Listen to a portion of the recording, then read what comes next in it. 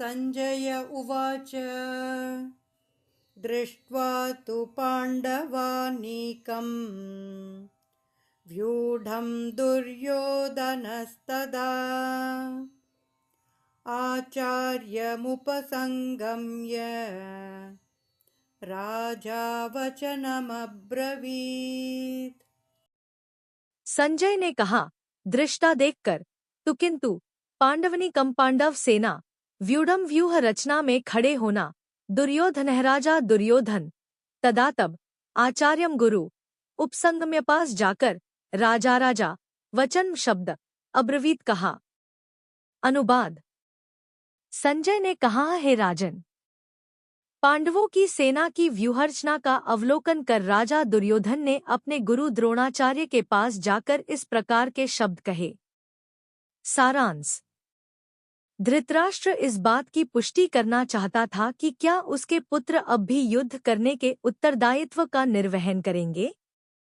संजय धृतराष्ट्र के इस प्रश्न के तात्पर्य को समझ गया और उसने ऐसा कहकर कि पांडवों की सेना व्यूह रचना कर युद्ध करने को तैयार है, यह पुष्टि की कि युद्ध अवश्य होगा।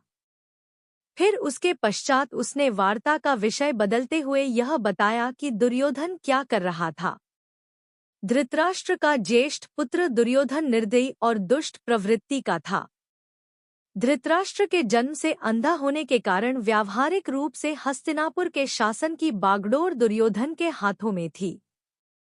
वह पांडवों के साथ अत्यधिक ईर्ष्या करता था और कठोरता से उनका दमन करना चाहता था ताकि वह हस्तिनापुर पर निर्विरोध शासन कर सके।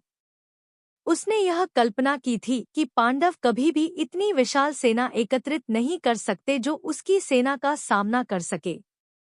किंतु अपने आकलन के विपरीत पांडवों की विशाल सेना को देखकर दुर्योधन व्याकुल और हतोत्साहित हो गया।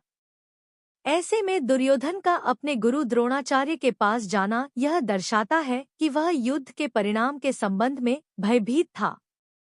वह द्रोणाचार्य के प्रति अपना आदर प्रकट करने का ढोंग करते हुए उनके पास गया, किंतु वास्तव में वह अपनी चिंता को कम करना चाहता था। इसलिए उसने अगले श्लोक से आरंभ होने वाले 9 श्लोकों में इस प्रकार से कहा।